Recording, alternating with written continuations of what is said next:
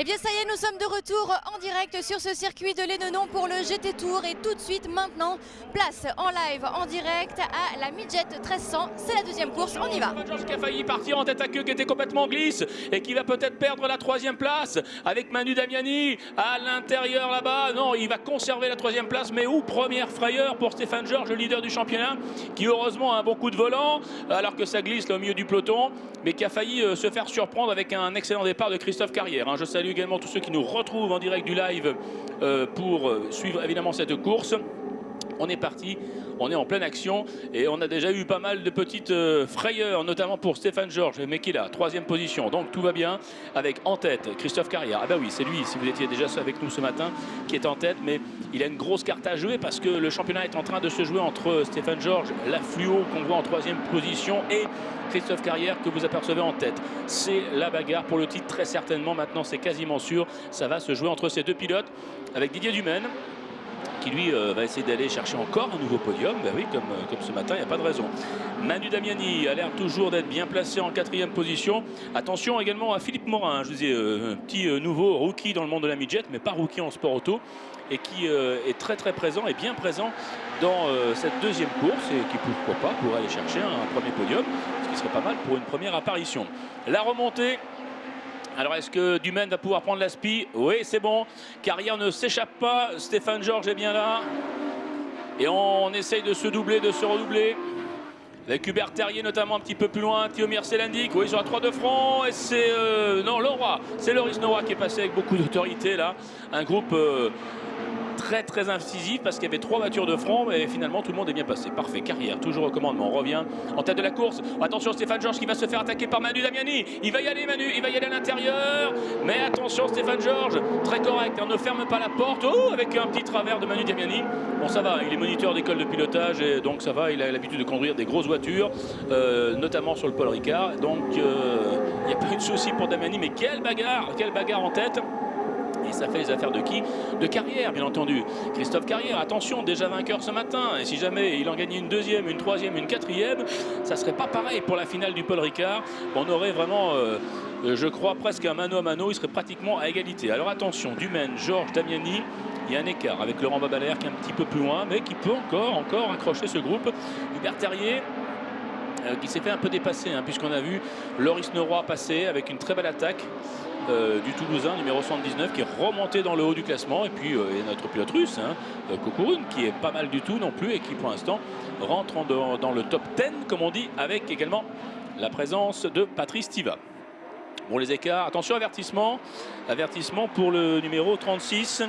Patrice Tiva, tiens, j'en parlais justement, petit avertissement, non-respect, route de course. Bon, pour l'instant, vous savez, c'est comme en foot, hein, c'est le carton jaune, mais le deuxième, c'est le carton rouge. Et comme ce matin, Carrière s'échappe un tout petit peu. Eh oui, attention, il faut absolument arriver à garder le contact avec Christophe Carrière, sinon, messieurs, vous ne le reverrez plus. Stéphane Georges à l'intérieur. Voilà, il y va. Ouais, Stéphane Georges, il le sait, hein. Il l'a compris.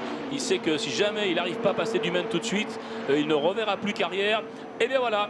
On a le scénario quasi idéal, mesdames, messieurs, puisque nous avons certainement le futur vainqueur du championnat en première ou en deuxième position. On verra ça, mais en tout cas, peut-être qu'ils vont pouvoir s'expliquer devant nous. Et ça va être une belle bagarre. Mais pour l'instant, sont encore en course, non seulement pour la victoire, mais bien sûr pour le podium. Alors que vous êtes en direct sur le live, vous revoyez l'attaque impeccable, hein, de Stéphane Georges à l'intérieur, très sportif, hein, Dumaine n'a pas claqué la porte, on est en début de course, ça sert à rien.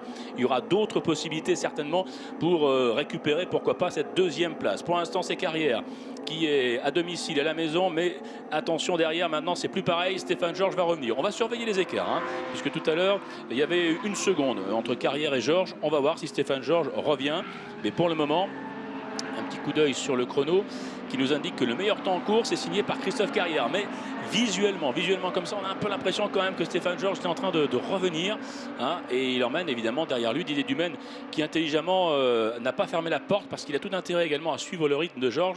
Ça va lui permettre de peut-être conserver un nouveau podium ce week-end après celui de ce matin et cette belle deuxième place. Un point sur le classement, 5e Bambalère, 6 Leroy, 7 Morin, 8 Terrier, 9 Tiva et 10 Selendik. Suivent Kokourun, Durst, Francisco, R, Roboul, Ster, Barbus et Frédéric Herbert en 18e position. Et de retour maintenant pour le troisième passage. Alors l'écart, je vous disais tout à l'heure, il y avait une bonne seconde, 8 dixièmes. Et oui, Stéphane Georges revient. Stéphane Georges revient sur Christophe Carrière. Et ça va être très intéressant, le duel. Alors attention, parce que ne faut pas que ce soit trop animé non plus, parce que pour la petite histoire, et si vous ne suivez pas forcément toutes les courses, hein, malgré le live du GT en direct, eh bien, la dernière fois, il y a eu une petite explication entre les deux, alors que là, Manu Damiani va à l'intérieur, oui. Il est sorti un petit peu large, et du coup, voilà, Manu Damiani en a profité. C'est sur Didier Dumaine.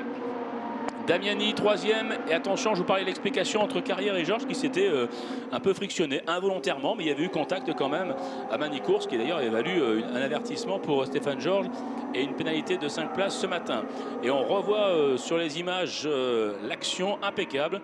Gros freinage de Manu Damiani au virage du pont. Et sans problème, voilà la troisième position. C'est important parce que Manu Damiani, pour vous expliquer un petit peu, eh bien, est l'équipier de Christophe Carrière. C'est-à-dire qu'ils sont évidemment dans le même team, les teams AGS, qui évoluent à domicile. Donc, si Damiani arrivait à recoller à Georges, ça pourrait aider Carrière. Mais pour l'instant, ce n'est pas du tout le cas, car c'est plutôt Stéphane Georges qui est en train de recoller à Christophe Carrière. Et oui, et Manu Damiani n'est pas mal non plus. Donc peut-être que Christophe Carrière là va un tout petit peu moins vite. Et oui, Stéphane Georges, voilà, record du tour. Ça se confirme, vous voyez, l'impression visuelle se confirme au niveau du chrono.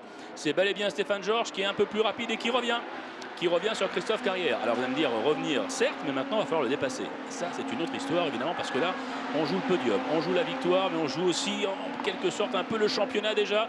Allez, première aspiration, Carrière évidemment se déporte, il en a parfaitement le droit. Il a le droit de le faire une fois, hein, et là maintenant il ne peut plus bouger. Donc attention, Georges tente l'extérieur, mais là il ne pourra pas passer. Et il se met bien dans l'aspiration.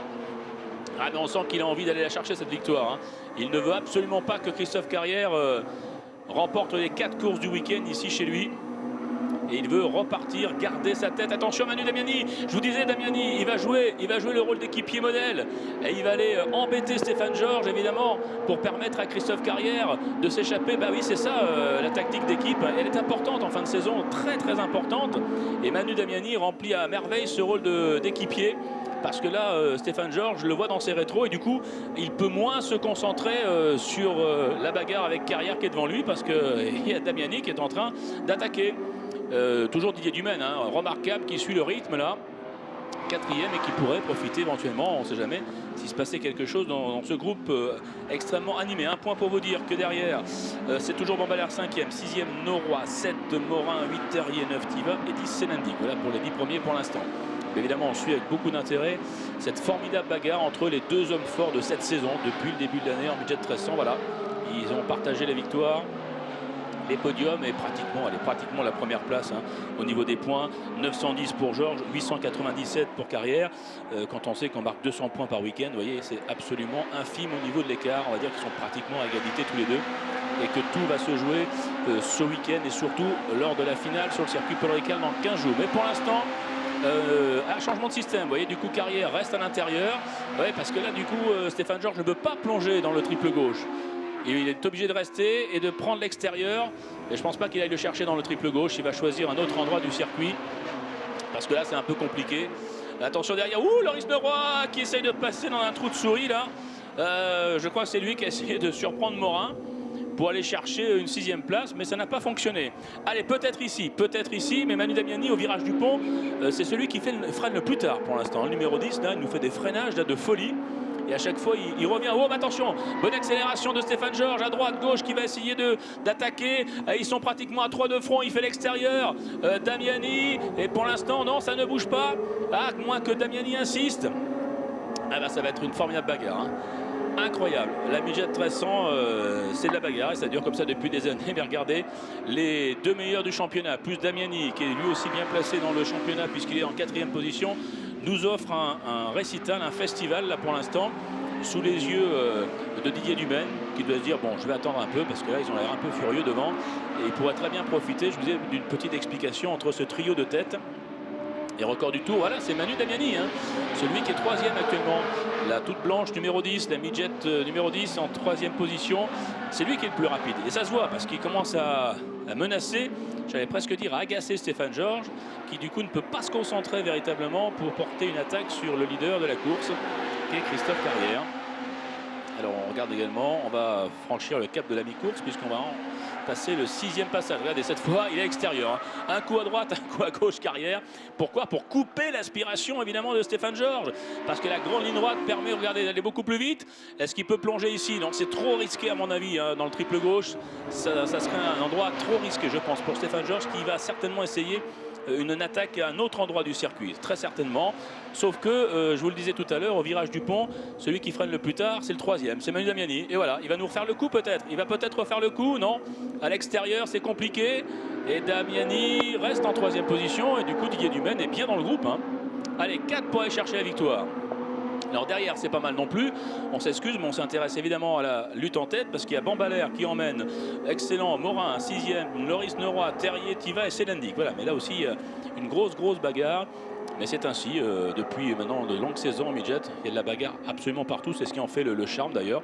Parce que même si vous n'avez aucune expérience en sport auto, vous êtes au milieu du peloton, même dernier, et ben vous vous battez tout au long du week-end avec des petits camarades. Et c'est ça qui est plutôt sympathique. En ce qui concerne la tête de course, ça se bat toujours, hein. Vous le voyez à la fois sur le circuit et à la fois si vous êtes avec nous en direct sur ce live du GT Tour. Oui, Carrière toujours en tête et Stéphane Georges toujours en 2e position qui essaye. Mais n'oublions pas Manu Damiani, hein, qui pourrait aussi peut-être surprendre tout le monde. En tout cas qui aimerait bien passer Stéphane Georges. Ça serait une belle opération pour lui, ça serait une très belle opération pour son chef de file, on va dire, au sein de l'équipe AGS, c'est-à-dire Christophe Carrière. Allez, 4 midgets roue dans roue. À maintenant presque 4 tours de la fin, puisque les voici dans la remontée, la longue ligne droite, un coup extérieur, un coup intérieur, hein, Carrière, hein. Au niveau parti politique, il est à la fois de droite, à la fois de gauche, hein. Il a choisi les 2 options, comme ça, moi, il n'y aura pas de souci. Une fois à droite, une fois à gauche. Stéphane Georges ici, non, c'est compliqué dans le triple gauche, mais il a quand même essayé de pointer le museau de la midget pour faire signe à Carrière, attention, je suis là. Mais il a vu Christophe Carrière, il le sait. Pas facile, hein, de bien rester concentré quand on a comme ça 3 furieux derrière. Allez, cette fois le freinage du pont. Manu Damiani, pas mal. Il sort bien. Est-ce qu'il va plonger à l'intérieur? Non, mais Stéphane Georges l'a compris, hein. Vous avez vu Stéphane Georges au virage du pont, il reste à l'intérieur parce qu'il a compris que Manu Damiani freinait très tard à cet endroit du circuit et pouvait peut-être le surprendre. Derrière, il y a toujours le groupe avec Bambalère et Neroy qui est pas triste non plus.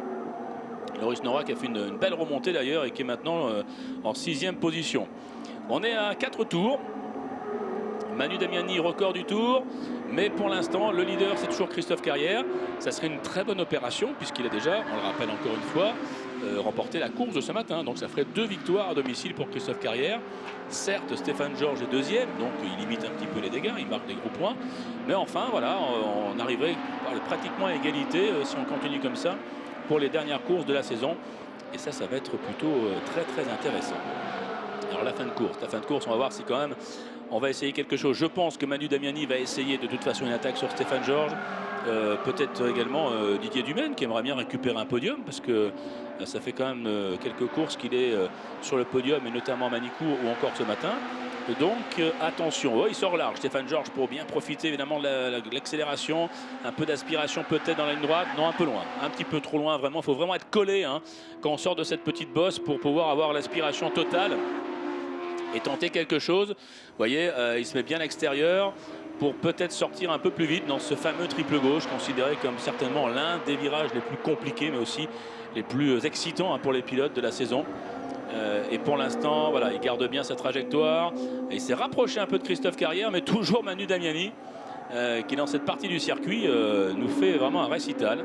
On se répète un peu, mais c'est vrai qu'il revient très près à chaque fois. Derrière, attention, parce que Bambalère en 5e position, on voit Neroy qui est en train de revenir comme un boulet de canon là. Et puis il y a Morin aussi qui n'est pas loin. Puis Hubert Terrier qui est en train d'ailleurs de remonter très légèrement. Alors attention avec les bagarres devant, les bagarres au milieu du peloton. Voilà, Hubert Terrier, on en parlait, vous le voyez si vous êtes en direct sur le GT Live. Sur votre écran, c'est la numéro 111 avec Morin, l'un des nouveaux de cette saison. Et ben il cède rien, hein, le Morin, hein, avec Hubert Terrier. Vous voyez, on peut être nouveau en midget, mais pas question de céder. Ils font un freinage hyper tardif. On a un peu allumé les Yokohama là, pour que Hubert Terrier, s'impose. Et juste derrière, on a perçu le museau de la 36 de Patrice Tiva. Là aussi, il y a une grosse bagarre. Et ça, c'est une bagarre qui se joue au niveau de la 6 et 7e place. Et qui, pour l'instant, revient à la 7e place, voilà, à Hubert Terrier. Mais Morin, il n'a pas l'intention de lâcher non plus, hein. Devant, je jette un petit coup d'œil quand même pour vous dire que non, il n'y a pas de changement. Et que pour l'instant, à 2 tours de la fin, dans quelques instants, nous avons toujours Carrière au commandement devant Georges Damiani et puis Didier Dumaine. Alors que voilà, on revoit l'action et on voit surtout le retour maintenant de Carrière, qui est un petit peu lâché. Allez, Carrière a fait un petit break. Est-ce que ça va être suffisant? Mais ça va peut-être permettre à Manu Damiani d'aller chercher cette deuxième position. Une position qu'il espère bien, non seulement pour gagner des points, pour offrir un doublé également au Team AGS. Attention, et Stéphane Georges l'a un tout petit peu lâché par rapport à Carrière, mais je pense que c'est surtout grâce ou à cause de Damiani. Il y va Manu Damiani. Il l'a repéré ce virage. Et oui, je vous l'avais dit depuis le début, dans le virage du pont, celui qui freine le plus tard, c'est Manu Damiani. Et voilà, et Stéphane Georges a été obligé de lui laisser un trou de souris, très sportif d'ailleurs. Il n'a pas non plus claqué la porte. On peut saluer ça. Oh, il va en travers, attention, travers de Stéphane Georges et Didier Dumaine qui passe. Est-ce qu'il y aurait un souci pour Stéphane Georges? En tout cas, là, en 2 virages, 2 places de perdu. C'est pas pareil. C'est pas pareil pour le championnat, là, parce que ça fait des points de perdu. Et comme à mon avis, on va terminer à 1 ou 2 points d'écart en fin de saison, tel que c'est parti entre ces deux-là. Là, ça fait 2 grosses places de perdu pour Stéphane Georges. Il va essayer de la reprendre, il le sait Stéphane Georges, Là, 2 places de perdu en 2 virages, vous allez voir, il va essayer de reprendre, mais là pour l'instant c'est Dumaine qui est le mieux placé. Et oui, parce qu'il est à l'intérieur, Didier Dumaine, voilà. Et du coup, quel dépassement tout à l'heure de Manu Damiani. Et Didier Dumaine, intelligemment, qui en a profité, vous voyez, il a bien observé tout cela, et il a vu Stéphane Georges un tout petit peu en difficulté.